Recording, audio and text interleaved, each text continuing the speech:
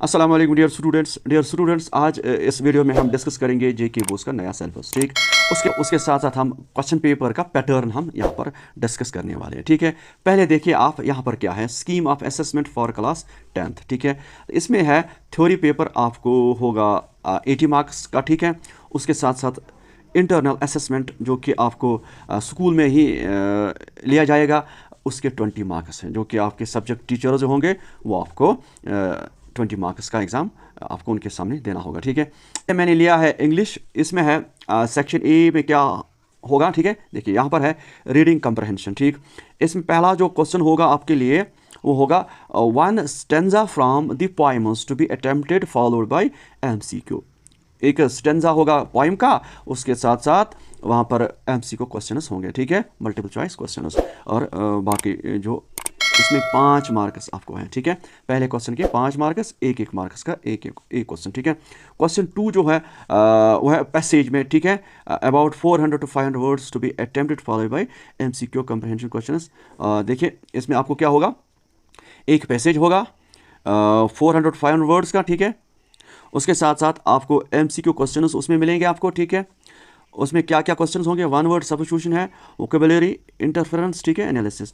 तो ये भी आपको 5 मार्क्स के क्वेश्चंस होंगे, एक मार्क्स का एक क्वेश्चन। ठीक है, उसके बाद question 3 one question based on pictures, statistical data, bar graph, pie chart, histogram to be attempted follow by MCQ and question based on interference, analysis, evaluation. उसके बाद कुछ पिक्चर्स का कोई क्वेश्चन होगा, कुछ पिक्चर्स होंगे, या कोई स्टैटिस्टिकल डाटा होगा। ठीक है, बार ग्राफ जो आप मैथ में पढ़ते हो, पाई चार्ट भी सर्कुलर चार्ट जिसको बोलते हैं, या हिस्टोग्राम।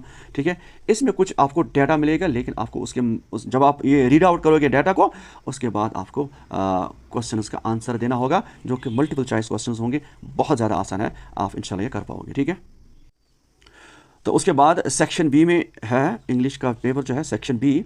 इसमें आपको models, articles, relative clauses, tenses, narration, punctuation. ठीक है, इसके 10 मार्क्स होंगे। कितने? 10 मार्क्स। ठीक, इसमें क्या होगा, one passage with blanks to be fill using appropriate articles, models, relative pronouns. ठीक है, देखिए आपको आर्टिकल्स यूज़ करना होगा, मॉडल्स, रिलेटिव प्रोनाउंस। ठीक है, उसके 3 मार्क्स होंगे, टोटल 10 मार्क्स है।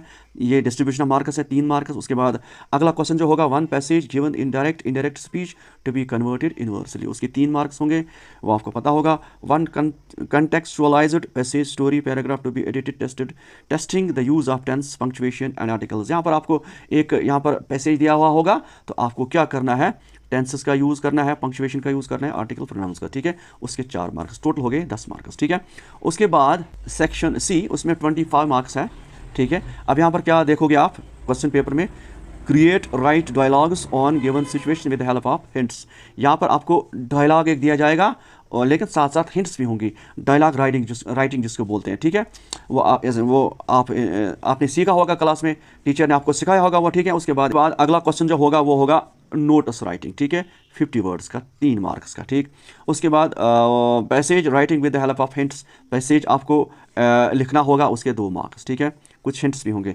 One letter to be attempted out of the given 2 formal informal, एक लेटर आपको राइट डाउन करनी है, जिसके 5 मार्क्स है। या आप देखोगे, one speech article paragraph to be attempted on a given topic out of 2, the hint words will be given 80 to 100 words. देखिए यहाँ पर आपको स्पीच या आर्टिकल एक लिखना होगा, जिसके 5 मार्क्स है। ठीक है, उसके बाद a creative story to be developed out of the given hints and also to suggest a suitable title. उसके बाद एक मेरे ख्याल में ऐसे राइटिंग है। ठीक है, उसके 6 मार्क्स है। ठीक, अब उसके बाद सेक्शन डी में देखिए, सेक्शन डी में 30 मार्क्स है। ठीक है, उसमें जो पहला क्वेश्चन होगा, यहाँ पर 3 क्वेश्चन आपको करने होंगे 5 में से। ठीक है, 5 में से आपको कितने करने हैं, 3 क्वेश्चंस, हर एक क्वेश्चन के 3 मार्क्स, टोटल मार्क्स 9। ठीक है, उसके बाद अगला जो क्वेश्चन है वो भी 3 क्वेश्चंस के होंगे। ठीक है, अगले 3 क्वेश्चंस 5 में से 3 आपको करने हैं, लेकिन वो किस में होंगे, वो होंगे पोएम्स में। ठीक है,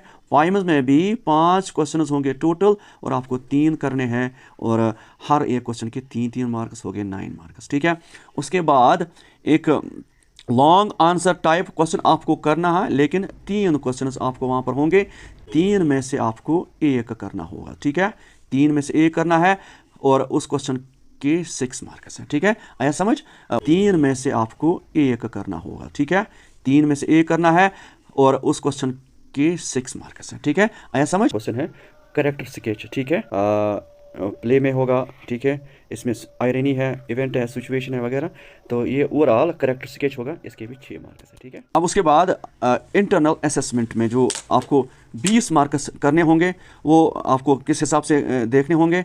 assessment of LSRW listening, speaking, reading and writing skills will be for 20 marks, ठीक है। ये आपको जो कंसर्न सब्जेक्ट टीचर होगा वो आपको ये असेसमेंट करेगा, किस में, लिसनिंग में, स्पीकिंग में, रीडिंग में और राइटिंग में, इसमें 20 मार्क्स होंगे। अच्छा, उसके साथ साथ वो कुछ आपको क्वेश्चंस भी डाल सकता है, वो उसकी मर्ज़ी है, ठीक है।